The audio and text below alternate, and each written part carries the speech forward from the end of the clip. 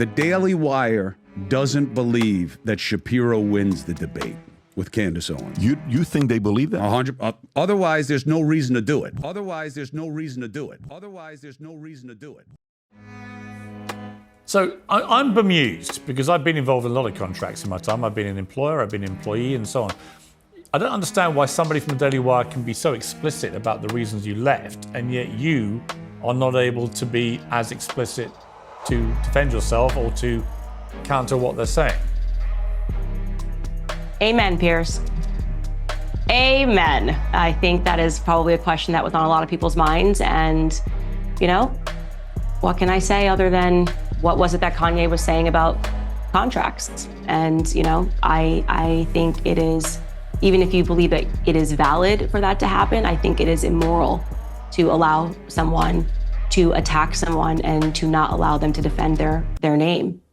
Daily Wire issued gag order against Candace Owens during public debate negotiations, right? Okay, so let me read this story because, you know, I'm sure you have great feedback to give to both sides on this. So conservative news and commentary outlet The Daily Wire has reportedly obtained gag order against former podcast host Candace Owens. The news reported allegations alleges despite company co-founder Ben Shapiro claiming that he wanted to debate her on the Israel-Palestine issue, Owens' 3-year stint at the Daily Wire ended in March following months of tensions between the professional provocateur and her fellow network personalities. The subject of the Israel-Hamas was proved to be a particularly divisive issue for Owens and Shapiro.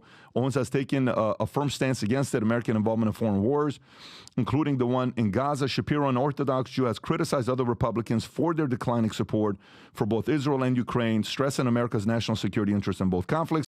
Immediately after, Candace Owens went to Twitter and said, I'd like to have a debate with Ben Shapiro about Israel.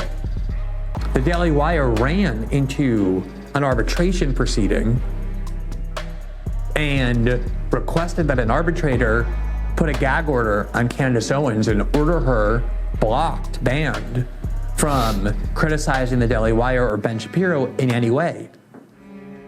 And none of this was disclosed by the Daily Wire. They had led their audience to believe that they actually wanted a debate with Candace Owens. And yet at the same time, in secret, they were arguing to the arbitrator that the way in which Candace Owens asked for this debate, the expressions of criticism she had voiced about Ben Shapiro, the fact that she had liked multiple tweets that were criticizing Ben Shapiro in the Daily Wire meant that Candace Owens, by negotiating and asking for this debate, had in fact engaged in disparagement of the Daily Wire in a way that violated her contract, and they therefore convinced an arbitrator in secret that they were likely to win if they sued Candace Owens for breach of contract, and the only remedy possible would be to gag Candace Owens from talking about the Daily Wire or Ben Shapiro in any way critically. What do you think about that? Okay, I like it. I'll tell you what, I like the move. This is a very smart move by the Daily Wire. You got to remember, it's not Ben Shapiro anymore.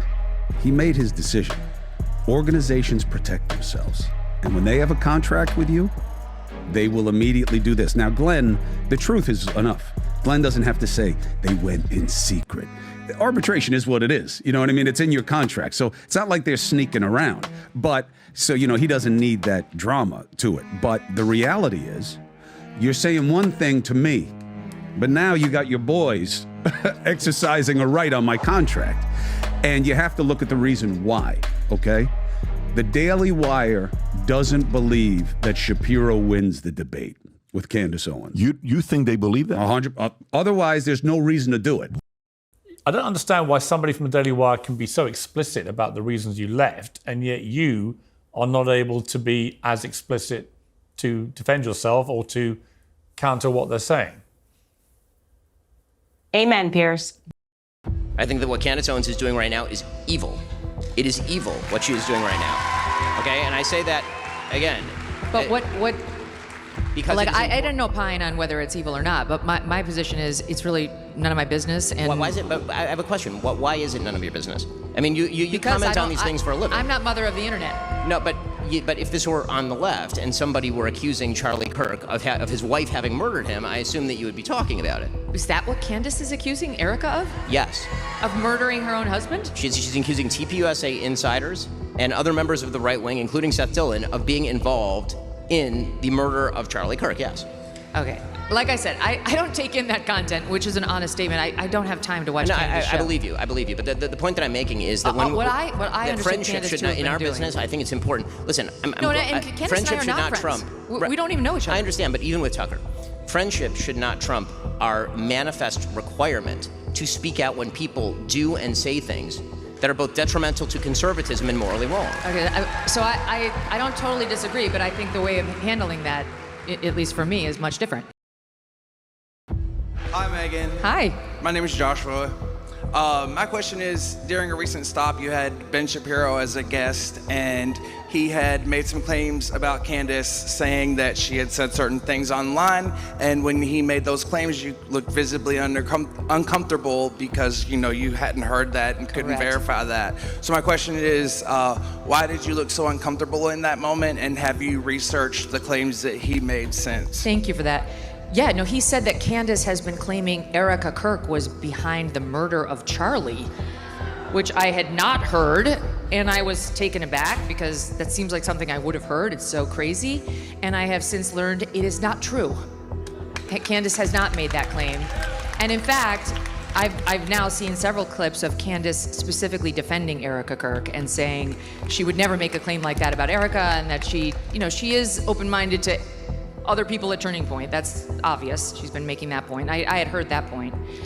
But she's specifically been defending Erica Kirk, and she's been saying she does not think that of Erica. And in fact, if you read her comments, she's under pressure to make comments about Erica. And so far, what I've seen, she hasn't. So thank you for that question. The Daily Wire doesn't believe that Shapiro wins the debate with Candace Owens. You think they believe that? 100. Otherwise, there's no reason to do it. I have called you, and I'm not alone in this, many Jews have called you an anti-Semite. I've also talked to people who say you have a really sweet heart, just so you know. You and I have a number of mutual friends in the world. But I think it's important to first identify what anti-Semitism is. It is a different type of hate than any other type of hate in the world. And if you and I are speaking crossways because we have a different understanding and definition, that's not going to lead to any dialogue. That's not going to lead. Look, I said to Skylar, I'd love to walk out of here and say, you know what, I was wrong, and write an article, I apologize, and I was wrong.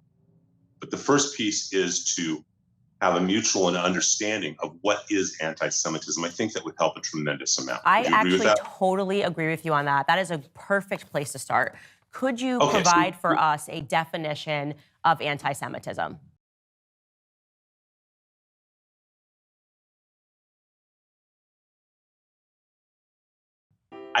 Absolutely. I really appreciate that, because I think that is the break. If we're not speaking the same language, where can we go, right?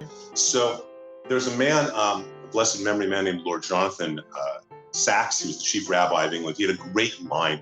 He really defined anti-Semitism. That anti-Semitism is Jews have no right to exist collectively as Jews with the same rights as other human beings. Which is kind of a weird statement. So let's just track back to understand the history of anti-Semitism. 2,000 years ago, Jews don't accept Jesus as Messiah.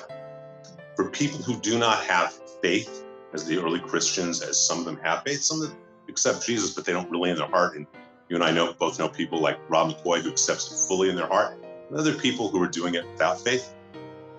And those who have less faith, the fact that a Jew exists, let alone thrives, is a threat to their faith, because how can the Jew not accept Jesus as God and still thrive? Unless he's associated with the devil. So you start having these myths that are created of the Jew being identified with the opposite of God. This really codifies in 1144 in Norwich, England, what's called the Blood Libel. This is really important to understand, especially today in 2024. In 1144, a young boy is killed, and the local priest says that's because the Jews need to make their matzah with Christian blood. It's called the Blood Libel. It's blaming the problems of other people on the Jew. It's just so you know, that's so ridiculous, not only just on its face, but we're forbidden from even having meat that has any blood in it. This is a Torah law. You can't have, that's why, we can't have steak tartare, okay? So this gets perpetuated. in combination with a 4th century, what's called the Vulgate. I'm sorry, did you say in 1140 this happened? 1144 in Norwich, England. Okay. Okay. This is after in the 4th century, you have something called the Vulgate. The Vulgate is the official translation of the Bible. In Hebrew, there's no vowels. And the person who translates, St. Jerome, who translates the Vulgate, knows what he's doing is translating wrong. He puts down that when Moses comes down from Mount Sinai, he has horns. Okay, Karen, when actually the word was Karan, meaning that light shone from his head. So now by 1144, you have the anti-Semitic myth of Jews have horns and they drink blood. And I know people who've been asked when they went into the army and other places, can I see your horns?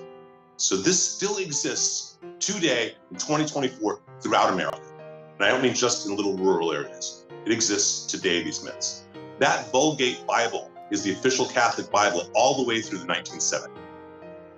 So it is, you need to understand that that's a piece of it, okay? That they're equated with this kind of hate. Because it's about Jews not having the right to exist collectively, when they live in their little communities in the Middle Ages, anti-Semitism is a hate against their religion. By the time you get to the 18th and 20th centuries, when so many Jews have assimilated, they are in culture, they are in arts, they're in science, it's no longer against them for their religion, it's against them for their race. Because anti-Semitism is the oldest hate in the world and the hate that mutates.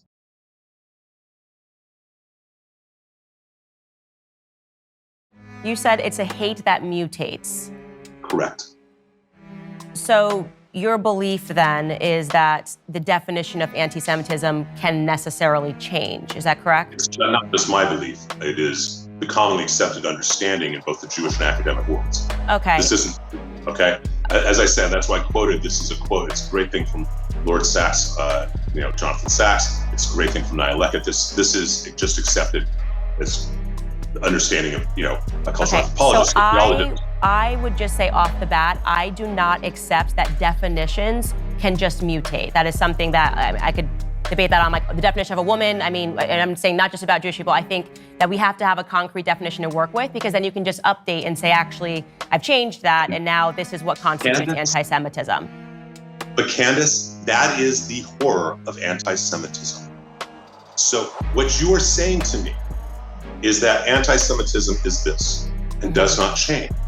What I am saying to you is that the entire world and scholars about anti-Semitism recognize that it is a unique hate. That if you define it as that Jews should not be able to exist collectively, okay, as a collective, they just shouldn't have that right. That changes from the Middle Ages with religion, the 18th through 20th centuries about race, and then after Israel's created, it's a hatred based on the nation. And until that is understood, that it is, this isn't something that's really questioned about among academics, theologians, Jewish scholars. I'm not presenting it. This is why I thought that I'm so optimistic about a dialogue. But I think part of it is you view that the hate can't mutate. And what I'm trying to tell you is that we have 2,000 years of history that demonstrate the exact opposite. So, and I'm gonna just push back just gently here. For me personally, if I thought that racism could just be an ever-shifting definition based on the experience of Black people, it would be a remarkable power, and I would be able to create something like BLM, which could say that everything was racist. So I am not going to be able to agree that definition should be able to transform according to what's happening during the day. But here's what I will say. If you could, just because I think it's really important for us to get to going through this article, because then you might be able to explain why you view it as anti-Semitism. If you could just give us what you are saying the current definition of anti-Semitism is today, that would be very helpful. The current definition of anti-Semitism today has to do with what feelings are. Okay, then you go on to talk about me attacking Rabbi Shmuley. My audience has already seen him attacking me over the last 2 years. And I'm just gonna ask you a basic question. Does a black person or any person have a right to defend themselves? Absolutely. Okay, because that is interesting, because Rabbi Shmuley and his daughter have attacked me and made videos of me for 2 years straight. I have responded once, and you're basically saying that I'm anti-Semitic for responding. So I want your perception of when it is that a black person's allowed to respond. So Candace, so first of all, I know Shmuley peripherally. We've probably met a half a dozen times. Okay, he is an incredibly knowledgeable man. He formed L'Chaim Society at Oxford. Incredibly knowledgeable man, and with 9 kids, right?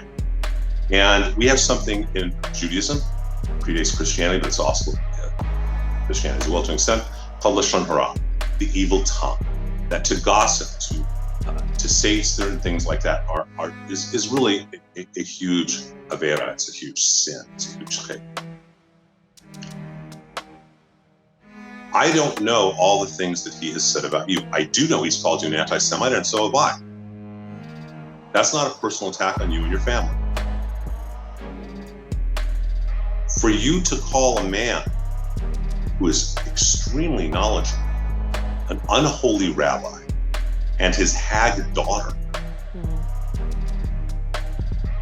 forgetting about what he may or may not have done, if he's attacked you personally, if he's said whatever horrific things about you personally, that you are a blankety, blankety, blankety, blankety, blank, he's wrong.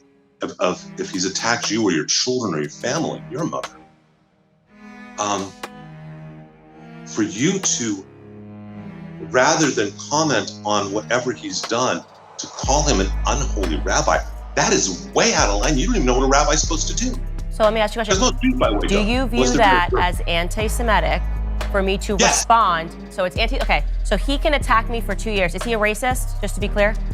I don't know when he attacks you, so I can't comment. So what if I say that the definition of racism changes, and if you attack a black person, you're a racist? Candace, you don't get to get away with that. It depends how it changes. No, I'm asking, because at the beginning of this discussion, you did say that you can't tell a black person. It's been 2 years consistently of him and his daughter attacking me, saying that. I wasn't there. I'm asking you all. Okay, but if you're saying that you weren't there, why would you put this into writing? Wait. Isn't it incumbent upon you to research what's happened before you start saying to me that defending myself is anti-Semitic? The Daily Wire doesn't believe that Shapiro wins the debate with Candace Owens. You think they believe that? 100. Otherwise, there's no reason to do it. What it looks like to a lot of people, and I'm going to tell you this, and I'm expressing this in case you are an individual, as I'm sure you are, that is concerned about the rise of anti-Semitism. But my suspicion is that people that are watching this are going to think that now we are using the word anti-Semitism like BLM began using racism, right? Which is to say that you cannot, let me finish my statement. I'm just telling you what I am this is my suspicion. And I have tons of Jewish listeners, but given what you've said about Dave Smith, who is a libertarian, he is not a far left liberal. He just does not support what Israel is doing. So in this, you have said that Jewish people, you've made comments about a lot of Jewish people who maybe don't agree with what's happening in Israel. You are now saying that a person who's been attacked for 2 years still needs to be careful on how they approach a Jewish person that's been doing the attacking. No one is going to accept that. Not what I'm saying. That's ridiculous. Candace, and then to say this particular word, it sounds like everything that anybody says, it needs to first need to weigh it against the feelings of somebody and their history. I could find examples of black people being called witches. I can't then say that nobody can ever call a black person a witch. Even if it has what happened in Salem, you could go on and on, right? But the point is that if you're a black person, you've been attacked for 2 years. I don't care if a person calls them a rabbi. In fact, I would question what it means to be a rabbi. Maybe you can explain. If you have been consistently attacking and threatening somebody, literally, he gave a quote to the Jerusalem Post, which actually I like the Jerusalem Post. They report on things very accurately, in which he says that he wants to bankrupt Candace Owens. That is a direct threat to somebody's livelihood. It is despicable, and because you call yourself a rabbi, it does not mean that people cannot say, but it is pointedly ridiculous that you are using finances as a mode of threat against people because you don't like their speech. It is ridiculous, and let me tell you what, that leans into an anti-Semitic trope about Jewish people and money. For a rabbi to stand up and say, let's bankrupt her. You can talk over me all day, you can scream, I'm not screaming, I've let you talk a lot. That's not fair. I've let you talk a lot. The Daily Wire doesn't believe that Shapiro wins the debate with Candace Owens. You think they believe that? 100. Otherwise, there's no reason to do it. Ad hominem attacks are strongly discouraged. I want to give you both the chance to make an opening statement. So, Rabbi Shmuley, you won the toss. We didn't really actually toss, but we both agreed you can do this. You go first. Your opening remarks. Thank you, Pierce, for having me, and Candace, thank you for debating me. I have spent my life bringing together the Black and Jewish communities, emphasizing that we share not only a history of shared persecution, but of spiritual promise. Today we debate an American tragedy, a woman of unique eloquence who has abused that eloquence to become simultaneously the foremost anti-Black rhetorician in all of the United States and the foremost anti-Semite in America. The statements that Candace has made against her own community, that they cry wolf and constantly say that they're victims of racism. Her attacks on George Floyd, a man who was suffocated to death for a $20 counterfeit note saying that he was a horrible human being. A woman who went up in front of CPAC and said, "I was never a slave in America," as if that's the only form of discrimination, is what has led her community to call her not Candace, but Clandis. To call her not Candace, but Clandis. To call her not Candace, but Clandis. The first ever female Black woman who appears in her rhetoric against Blacks, calling LeBron James dumb and stupid, an icon to the Black community, as Clandis. Simultaneously, you have the Jewish community beginning to call her not Candace Owens, but Candace Ovens, because her Goebbels-style rhetoric against Jews, that Jews are nearly all pedophiles. The State of Israel has set up a Theodor Herzl, a pedophile, as a haven for pedophiles. That Judaism is a demonic, satanic cult that only protects pedophiles. And by the way, her absolute obsession with Jewish sexuality and Jewish genitalia, the first lady of France, Brigitte Macron's genitalia, is disturbing. It's one of the reasons I think she hates Sigmund Freud so much, because she's a Freudian field dream in terms of his arguments that the greater the sexual suppression and repression, the greater we see violence. Rabbi Shmuley, I'm interrupting because you've now been speaking for 3 minutes. One final point. So Candace will get exactly the same amount of time. It's up to you, but it's an opening statement, right? And what I would say... May I just say finally, if I may? Well, if it's quick, yeah. The biggest issue I have with Candace, to be honest, is that she claims to be a Christian. Candace, didn't Jesus say you're supposed to love your enemies? Is the love you show me that you call me filth twice on the last show that you did with Pierce a piece of filth? You're supposed to love your enemies. Is that turning the other cheek? And Pierce, you're an English gentleman. I've known you for many years. You allowed her to say that without even a piece of filth. When Jesus said that you're supposed to turn the other cheek, where have you ever turned the other cheek? When Jesus said that the meek shall inherit the earth, the arrogance, the nonstop attack against Jews, the demonization. If you are a Christian, then I am the second coming of Christ. Okay. The Daily Wire doesn't believe that Shapiro wins the debate with Candace Owens. You think they believe that? 100. Otherwise, there's no reason to do it. Here's what I would like to say to you, Rabbi, since you're quoting scripture, okay? The one that's relevant to me is, woe unto them that call evil good and good evil, that put darkness for light and light for darkness. And if you'd like to dive into a little more scripture, I think what's relevant is Revelation 3:9. Behold, I will make them of the synagogue of Satan, which say they are Jews and are not, but do lie. And I'm speaking directly to you, Rabbi Shmuley. The Daily Wire doesn't believe that Shapiro wins the debate with Candace Owens. You think they believe that? 100. Otherwise, there's no reason to do it. You can criticize Netanyahu without being anti-Israel, and you can criticize Israel without being anti-Semitic. But some of the themes, talking points, concepts you've used in your criticism of Israel, I'm very familiar with from covering white nationalists for 10 years. It's very unsettling for me to hear things like you saying our government is occupied by Zionists, Trump is occupied by Zionists, we're an occupied nation. Because there's literally a term that's like an 80s, 90s term from white nationalism, ZOG, Zionist occupied government. It's their idea that Jews control the world. And I'm wondering, are you intentionally referencing those kind of themes? Wait, just to slow this down. Are you accusing me of white nationalist rhetoric? Because I do have to have a little bit of a giggle about that first. Well, to me, I'm also they'd be no fan of yours. It's silly. But this is one of the things where I feel like it's such a lesson for CNN. This is why nobody watches it anymore. I mean, it's like you're sitting across from a black person, you're like, I've learned about white nationalism, and you're using white nationalism. Right? Like, I know them, I've been to their rallies, I've read all their texts. I get it, I know. I'm so glad you're educated. Listen. But this is when it's like, put it in a book and anybody will say it. It's like, it's just, at a certain point you have to use your eyes and go, is Candace Owens promoting white nationalist rhetoric? Okay, immediately no. So what else could it be? Could it be that actually Zionism is what it actually represents? What does that mean? Like, Zionism is a political philosophy. Okay? Zionist-occupied government. If you look into the history, yes, I believe we are a Zionist-occupied government, and we're not the only one, okay? Yes, and I take it to the bank. If you need to walk out of here and say Candace Owens is a white nationalist for you to be able to digest it, then that's fine. You know, you have to deal with that in your own time. But what I will say is I stand by every statement that I made, and I want to double down on it. Okay, America is occupied by Zionists.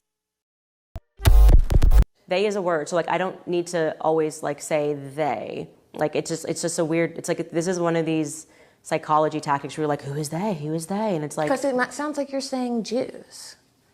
Does the word they mean Jews? When you're talking about Jews, yes. But if I'm not talking about Jews, then they doesn't mean Jews. When I say they want us to believe this or they want us to believe that, and you hear Jews, that's your own derangement, right? If I want to say something about Jews, I'll say it. If I want to say something about Israel, I will say it. If I want to, just like when I want to say something about black people, I'll say it. When I was saying during BLM, they want us to believe, nobody said, do you mean Jews? And so again, it's one of these trash tactics to make people fearful to speak. If I want to say Jews, I will say Jews. I don't fear saying Jews. When I say Zionists run the media, I mean Zionists run the media. People that support the political ideology of Israel run the media. Any other things that I can help clarify? But are you familiar with this like very long-standing trope? Couldn't give a shit about a trope. What's your thoughts? Please be respectful with your comments. Also, please click the like, click the notification bell, and subscribe to this channel. Listen, Genesis chapter 11 verse 10 explains the genealogy of Shem. Shem was a black man in Africa. If you repeat this back, Genesis 14 verse 13, Abraham steps on the scene. Being a descendant of Shem, which is a fact, means Abraham too was Abraham, born in the city of a black man called Nimrod, grandson of Ham. Ham had 4 sons. One was named Canaan. Here, let me do some explaining. Abraham, Isaac was Jacob had 12 sons, for real, and these were the children of Israel.